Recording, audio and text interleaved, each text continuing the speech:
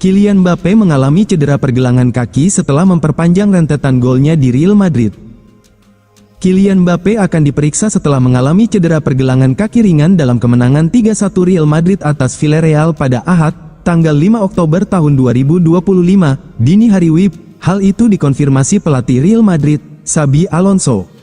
Mbappé digantikan pada menit ke-83 di Santiago Bernabeu, 2 menit setelah mencetak gol ketiga Madrid, sebuah gol yang menjadikannya pencetak gol terbanyak dalam 9 pertandingan berturut-turut untuk klub dan negaranya. Madrid akan bertanding pada tanggal 19 Oktober dengan La Liga sedang jeda untuk pertandingan internasional pekan ini. Saya tidak bisa bilang Mbappé tidak akan pergi bersama Prancis, kata Alonso dalam konferensi pers pasca pertandingannya. Saat ini dia merasa sedikit tidak nyaman, mereka harus mengevaluasinya bersama tim nasional, kami harap cederanya tidak serius, namun saat ini kami belum bisa berkata apa-apa. Prancis dijadwalkan melawan Azerbaijan di kualifikasi Piala Dunia pada hari Jumat, disusul Islandia 3 hari kemudian. Mbappé melewatkan kesempatan mencetak gol di awal pertandingan hari Sabtu, ketika ia membiarkan Vinicius Junior mengambil penalti setelah pemain Brasil itu dilanggar di kotak penalti. Alonso memuji penampilan Federico Valverde di bek kanan, setelah gelandang tersebut terpaksa merilis pernyataan minggu ini yang membantah bahwa ia menolak bermain di posisi tersebut. Vini bermain sangat bagus, kata Alonso, saya sangat senang dengannya, saya senang melihat Vini tersenyum dan menikmati dirinya sendiri, dia bisa saja mencetak hat-trick, yang akan melengkapi penampilan terbaiknya. Persaingan panas di bursa transfer, Arsenal inginkan Nico Paz. Persaingan panas di bursa transfer bakal kembali muncul. Kali ini, nama Nico Paz, gelandang muda Como asal Argentina, menjadi rebutan klub-klub besar Eropa. Setelah Real Madrid dan Chelsea, kini Arsenal dikabarkan juga menginginkannya. Menurut laporan Football, Arsenal tengah memantau serius playmaker berusia 21 tahun itu. Namun, Arsenal harus bersaing dengan Chelsea dan mantan klubnya, Real Madrid, yang juga tertarik memboyong Nico Paz.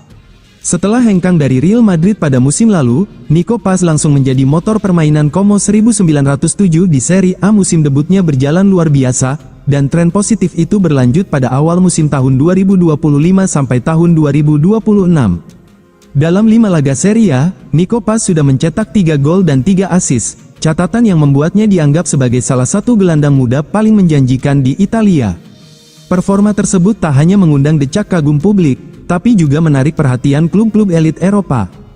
The Gunners membutuhkan tambahan kreativitas di lini tengah. Martin Odegaard belum tampil konsisten sejak musim lalu, sementara Christian Norgard yang baru didatangkan sudah memasuki usia 30-an. Kehadiran Paz dianggap bisa memberi keseimbangan dan energi baru di lini tengah Mikel Arteta. Los Blancos sebenarnya sudah sangat mengenal Paz, karena ia dibina di akademi mereka. Namun, setelah kepergian Luka Modric dan pensiunnya Toni Kroos, Madrid masih mencari sosok kreatif yang bisa mengisi kekosongan tersebut. Membawa pulang Nico Paz ke Santiago Bernabeu menjadi opsi menarik.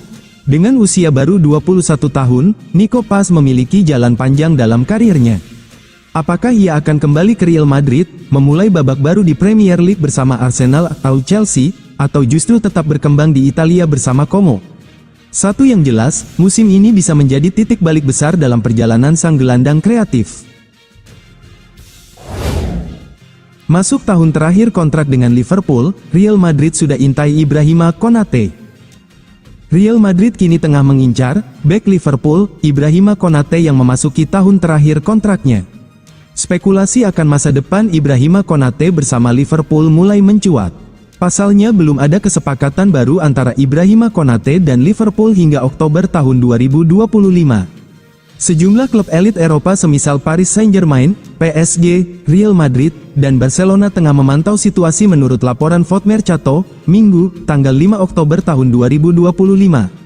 Bergabung ke Liverpool dari RB Leipzig pada 2021, Konate masih menjadi bagian penting dalam rencana pelatih Arne Slot.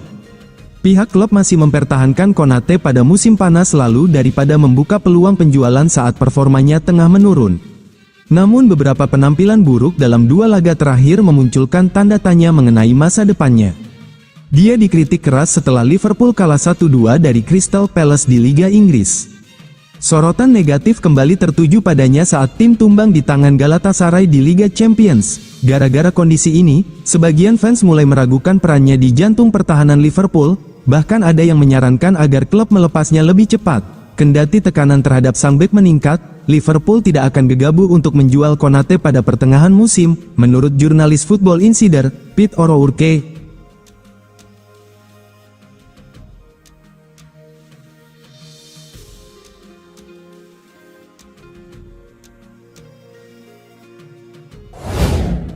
Bellingham harus berjuang keras untuk rebut kembali posisi tim utama di Real Madrid. Real Madrid kini berada dalam era baru bersama Xabi Alonso. Perubahan strategi membuat beberapa pemain yang dulu berstatus tak tergantikan di bawah Carlo Ancelotti kini harus bersaing lebih ketat. Fokus memang masih banyak tertuju pada performa luar biasa Kylian Mbappe. Namun perhatian juga mulai bergeser ke posisi Jude Bellingham di skuad utama.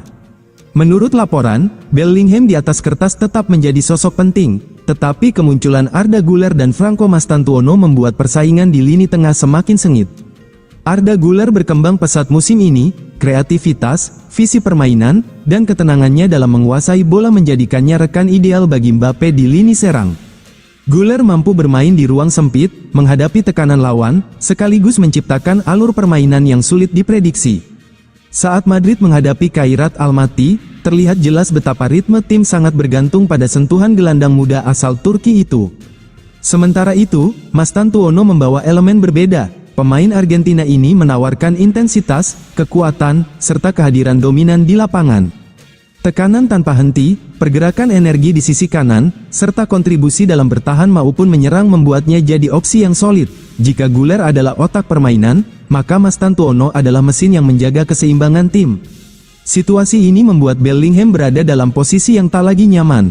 Meski kualitasnya sebagai gelandang lengkap tidak diragukan, posisinya di area tengah kini lebih sering ditempati Güler. Melempem di Real Madrid, harga pasar Vinicius Junior langsung turun drastis. Menurut situs Transfermarkt, yang khusus melacak nilai pasar pemain di seluruh dunia, baru saja menerbitkan studi terbarunya tentang La Liga. Salah satu temuan yang menonjol adalah penurunan tajam nilai pasar penyerang Real Madrid, Vinicius Junior. Nilai pemain Brasil ini turun dari 200 juta euro pada Desember tahun 2024 menjadi 150 juta euro saat ini. Hal ini menandai penurunan kedua berturut-turutnya, karena pembaruan sebelumnya pada Juni tahun 2025 telah menurunkan valuasinya menjadi 170 juta euro. Vinicius telah kehilangan sebagian statusnya sejak gagal memenangkan Ballon d'Or setahun yang lalu. Performanya di lapangan juga menurun. Lebih lanjut, dengan pergantian pelatih di Real Madrid, hierarki dalam skuad telah dibentuk ulang, dan pemain sayap kini memainkan peran yang lebih sekunder. Semua ini telah menyebabkan devaluasi, jelas analis yang bertanggung jawab atas nilai pasar La Liga, Blaseo. Selain Vinicius, pemain La Liga lain yang nilai pasarnya turun adalah Gavi. Gelandang Barcelona ini berada di angka 40 juta euro, setelah mengalami 4 kali penurunan berturut-turut. Penyerang muda Barcelona, Lamine Yamal, tetap menjadi pemain paling berharga di bursa transfer. Harga pasarnya senilai 200 juta euro kemudian diikuti oleh Kylian Mbappe dan Jude Bellingham, yang masing-masing bernilai 180 juta euro. Real Madrid rela menjual bintang penyerang demi pemain timnas Prancis senilai 100 juta euro. Pelatih kepala Real Madrid Xabi Alonso dilaporkan telah mendesak Presiden klub Florentino Perez untuk membawa penyerang Bayern Munich Michael Olise ke Bernabeu. Pemain berusia 23 tahun itu telah mencetak 5 gol dan mencatatkan 6 assist dalam 9 penampilan untuk Bayern selama awal yang sangat baik untuk musim tahun 2025 sampai tahun 2026. Olise telah mencetak 3 gol dan 3 assist dalam 5 pertandingan Bundesliga musim ini, sementara ia telah mencetak 1 gol dan 3 assist dalam 2 penampilan di Liga Champions tahun 2025 sampai tahun 2026.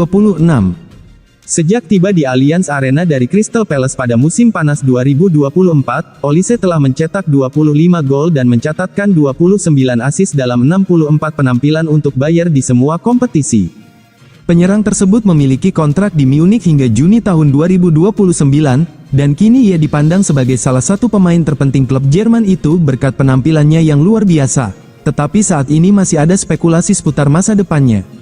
Menurut Vicajes, pelatih kepala Real Madrid Alonso telah meminta klub untuk memprioritaskan kepindahan Olise, yang bermain bersama penyerang Los Blancos Kylian Mbappe untuk Prancis. Laporan tersebut mengklaim bahwa kepindahan Olise akan membuka pintu bagi Rodrigo untuk pergi. Sementara Brahim Diaz juga akan tersedia untuk ditransfer jika penyerang Bayer itu tiba di Bernabeu. Alonso dilaporkan ingin menggunakan Olise di 3 lini depan bersama Vinicius Junior dan Mbappe, dan pelatih kepala Real Madrid itu dikatakan yakin bahwa mantan penyerang Palace itu dapat berkembang pesat di Spanyol. Bayer dilaporkan tidak akan mau mendengarkan tawaran di bawah 100 juta euro, 87 juta pound, untuk Olise. Tetapi paket keseluruhannya bisa lebih dari itu, karena ia sekarang berkembang menjadi salah satu penyerang paling berbahaya di dunia sepak bola.